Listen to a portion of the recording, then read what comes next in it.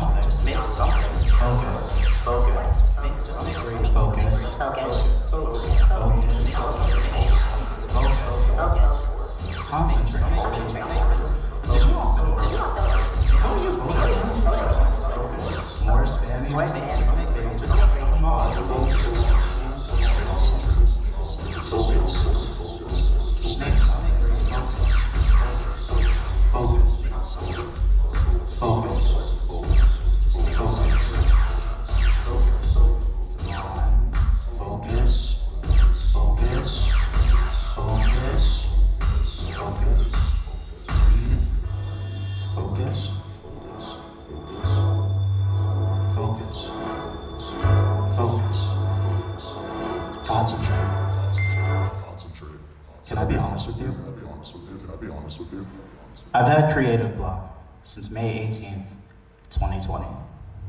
2 Novembers and 3 half-finished poems later, and I'm finally starting to see why. You see, I haven't really felt myself lately. I don't mean that I'm sick. Clothes cover the floor of my room. My desk is a cloud of eraser shavings. They pollute the air around me. I'd throw them out, but they're the only proof of sketches I was too anxious to finish. So I take shallow breaths. Let my anxieties choke me a little bit longer before I'm really ready to give them up. You see, I haven't felt myself lately, but I don't have the words to describe what that means yet. I'm looking for them now. It's 11:45 at night, and as hard as it is to believe, I've already lost count of which rewrite I'm on. My page has more scribbles than words, but I still think, this is it. This is the comeback poem. If I focus, power through just this one, I'll suddenly remember why I liked writing. The muses will reward my sacrificed sleep. I'll unwrap the knots in my stomach like Christmas morning to find the gift inside. But honestly, you guys, I got nothing. I got nothing. I got nothing. 1:26 a.m. I've given up on this poem at least 2 times. Any attempt to rhyme words together feels forced. All I've made is mistakes and mixed metaphors. I search for significance in simile and symbolism, anything at all. But alliteration ain't getting me to bed any sooner. So I hope you were impressed the first time, because that's as close to a poem as I'm gonna get tonight. Today. It's 1:35.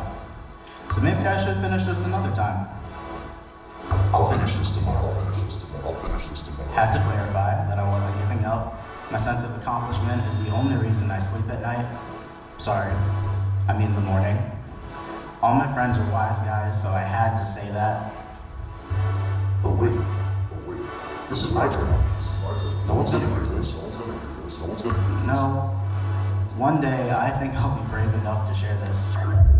I don't believe that quite yet, but it's 1:42 in the morning, and I have work in the morning. Crap. Now I'm thinking about work in the morning. Not gonna go to sleep at all now, are we? Nope. Nope. I was worried this part of the poem would come out funny. I really don't mean to be funny. Do I? I can't even be sad right without a little bit of humor. Why do I want to be funny? It's probably cultural. My cousins and siblings became comedians at every repass. Or maybe I'm not used to being taken seriously when I talk about people. No. It's 2 a.m. I'm not gonna be a sad boy tonight. We can be a sad boy tomorrow. September 8th, 2020, 10:45 p.m. And obviously, it's not tomorrow. By now, you might be wondering, why did it take so long to write this? I'm wondering the same. I try to force naked body paragraphs into insightful clothes, the constricting shapewear of what I can only hope will be revolutionary.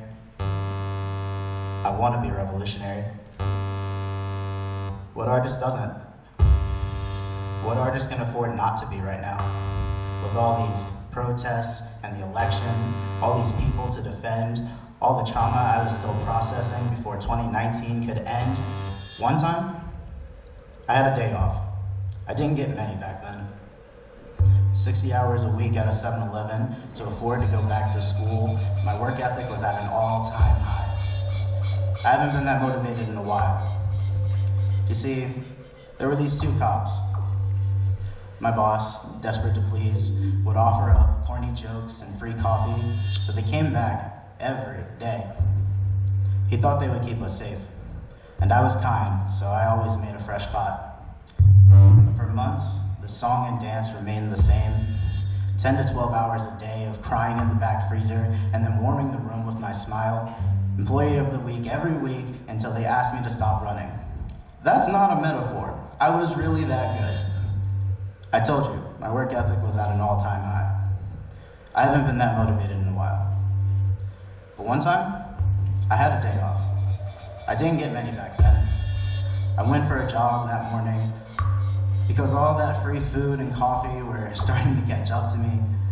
But before I could even break a sweat, there were those two cops. They started throwing questions at me. What's your name? What's your name? Where do you live? Where do you live? Where are you going? Where are you going? Why are you running? Why are you running? Why are you running? And the same questions again and again and again to see if I changed my answer. I asked her if she remembered me. I tell her I'm not in my usual uniform and that I had just given her coffee the day before. She used to say I made it the best.